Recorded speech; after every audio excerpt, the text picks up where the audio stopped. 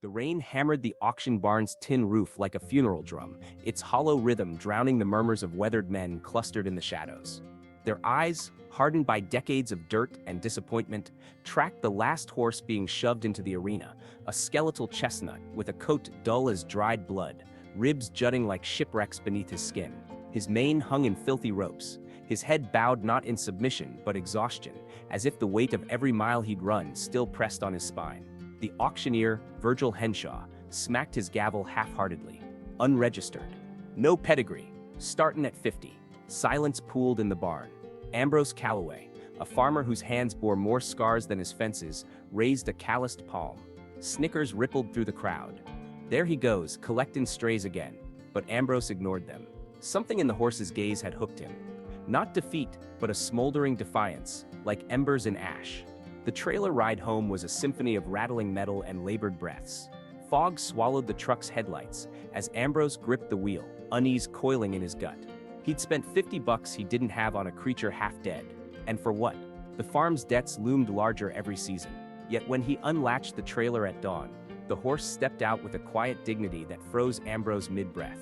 Up close, the scars told stories, jagged lines along his legs, a faded stripe down his forehead.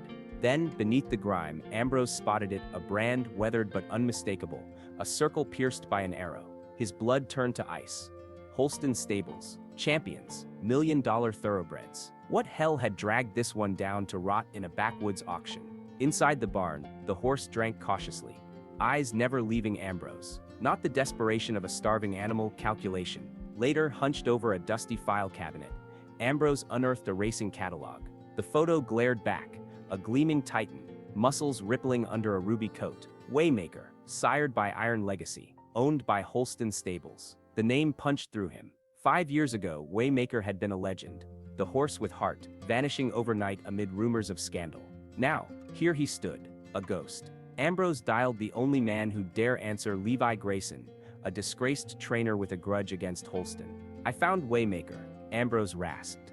The line went silent. Then, "I'm coming."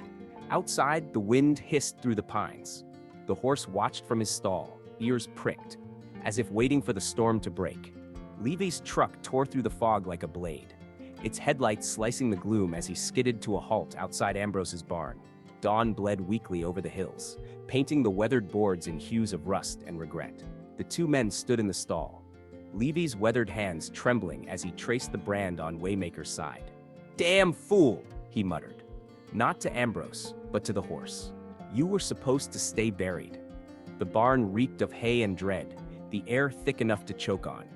Levy's story spilled out in fractured pieces. Holston's empire, their habit of silencing problems, and the night Waymaker vanished, not from injury, but because he'd become a liability.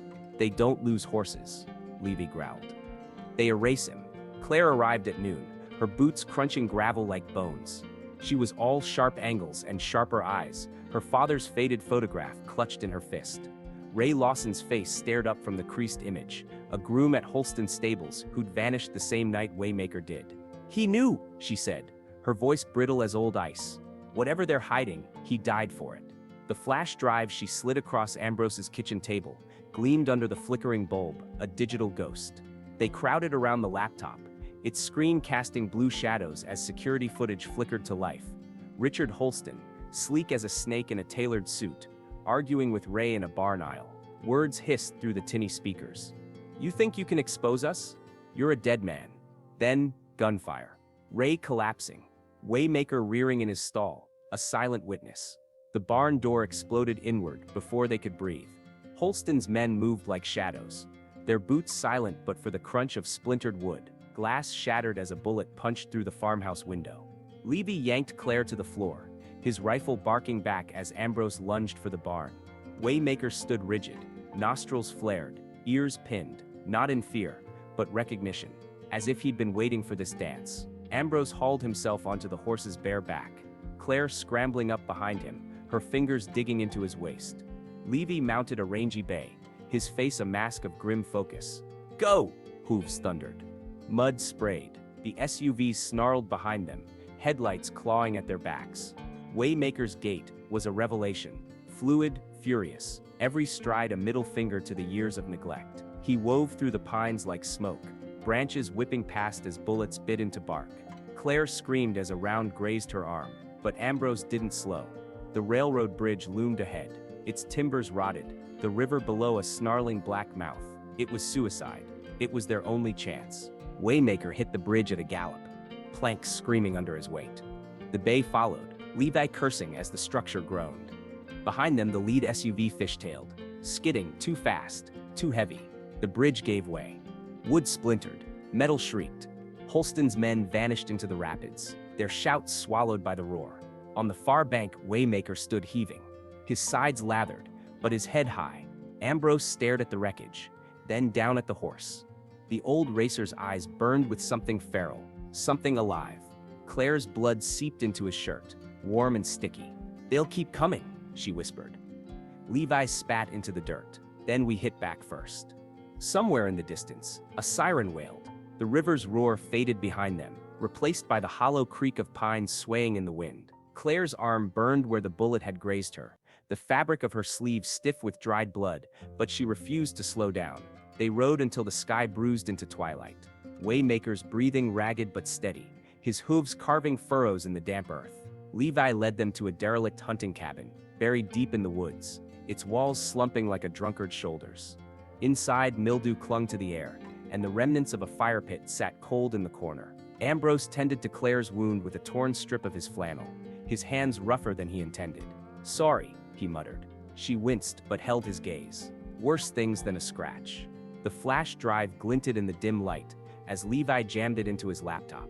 The screen flickered, casting jagged shadows. Footage played in grainy fragments. Holston's men loading crates of unmarked vials into a trailer. Waymaker thrashing in his stall as a syringe plunged into his neck. "Doping," Levi hissed. "Not just him, all their champions." Claire leaned in, her voice brittle. "My father found their lab. They were injecting horses with experimental stimulants, undetectable, lethal. Waymaker was their first success, until he started collapsing after races." The video skipped to a time-stamped clip, Ray Lawson confronting Holston, voice shaking. "You're killing them." Holston's reply was a smirk. "And you're burying them." Waymaker snorted outside, his ears swiveling toward the tree line. Ambrose peered through a cracked window, nothing but shadows and wind. Yet the horse stood rigid, muscles coiled like springs. Levi cursed under his breath. "They'll track us here. That drive's got coordinates, invoices, proof Holston's still running the operation." Claire's fingers trembled as she pulled a crumpled photo from her pocket. Her father standing beside Waymaker, the horse's coat gleaming, eyes bright. "He tried to leak this years ago. They made it look like an accident, but he hid backups." She nodded to the drive. "There's a reporter. Someone my dad trusted. She's in the city. If we get her this—" A twig snapped. Waymaker's scream split the night, a sound that wasn't fear but a warning. Headlights speared through the trees, engines growling. Holston's men had found the river crossing. Ambrose barricaded the door with a rusted stove, his pulse hammering. "Back exit." Levy barked, shoving Claire toward a rotted hatch in the floor. They slid into a root-choked crawl space, mud seeping into their boots. Above, fists pounded the door. Waymaker's hooves struck the ground like gunshots as he charged, luring the men away, a distraction only a horse with his instincts could execute. They ran. Branches tore at their faces, the forest swallowing their footsteps. The city's glow tinged the horizon, a hazy beacon. Claire stumbled, her breath shallow. Ambrose caught her, his arms locking around her waist. Almost there, he lied. Levy forged ahead, his rifle slung tight, until a figure materialized in the mist. A woman in a trench coat, her camera aimed like a weapon. "Claire?" The reporter's voice was edged with steel. "I've been waiting a long time for this." The USB drive changed hands in the dank alley behind a bus station, the reporter's fingers closing around it like a lifeline. "This ends tonight," she said, vanishing into the crowd.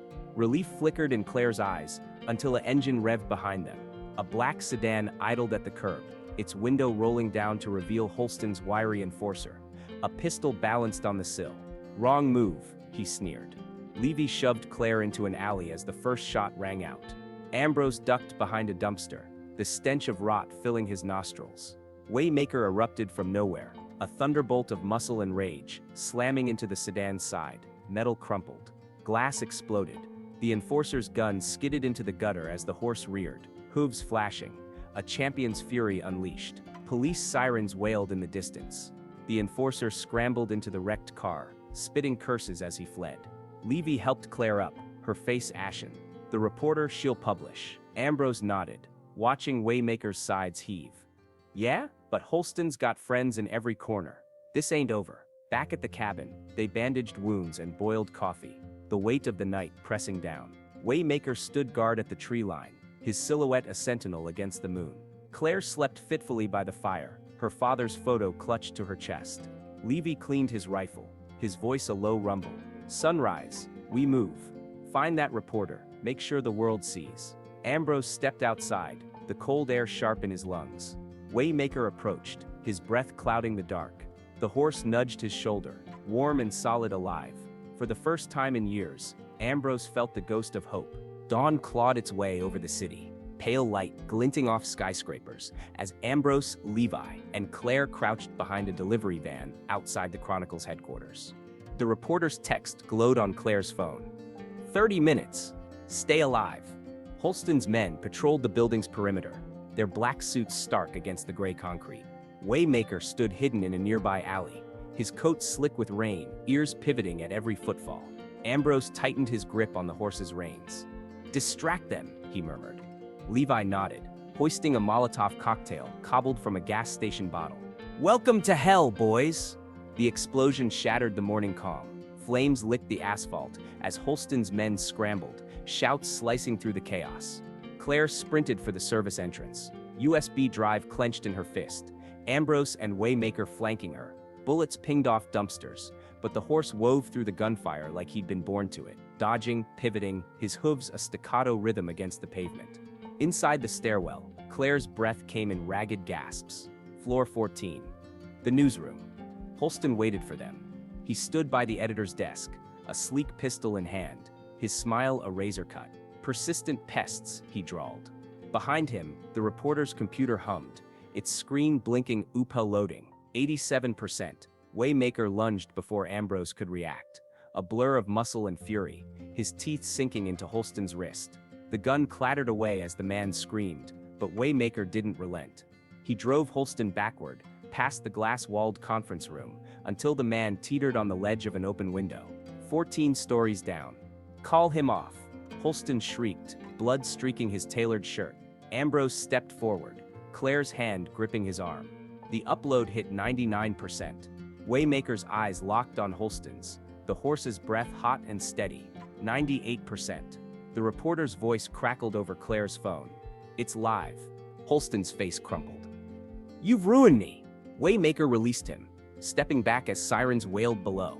Police swarmed the building, their shouts echoing up the stairwell. Holston slumped against the window, his empire collapsing in real time on the monitors behind him. Duping scandal rocks racing world, headlines flashing like funeral bells. They slipped out in the chaos, Levi already revving a stolen van at the curb. Waymaker trotted beside them, head high, his scars gleaming in the sunrise. The highway blurred past, fields replacing skyscrapers, until the farm's familiar gate rose in the distance. But the barn was ash. Holston's final act of spite, a smoldering skeleton, fences charred to bone. Ambrose knelt in the dirt, hands shaking until a nudge at his shoulder made him turn. Waymaker stood beside the remains of his stall, a single unburned photo caught in his teeth, Claire's father, grinning beside a younger, fiercer version of the horse. 3 days later, the news vans left. The racing world reeled. Holston's empire crumbled, his face plastered on every front page. Claire stood at her father's grave, the headstone now marked with a new word, Harrow. Levi vanished into the mountains, a bag of cash and a fresh identity in his pocket. Ambrose rebuilt the barn himself, board by board. Waymaker grazed in the pasture, his ribs less visible, his eyes brighter. At dusk, Ambrose would lean on the fence, watching the horse run, not the desperate sprint of a fugitive, but the easy gallop of an animal remembering what it meant to be free. One evening, an envelope arrived. No return address. Inside, a photo of a sleek black foal, a circle and arrow brand on its shoulder. A note. He's yours if you want him. Cess. Ambrose tucked it into his pocket, smiling as Waymaker trotted over, nosing his hand. Some secrets, it seemed, were meant to be reclaimed. The wind carried the scent of rain, and far off, thunder rumbled.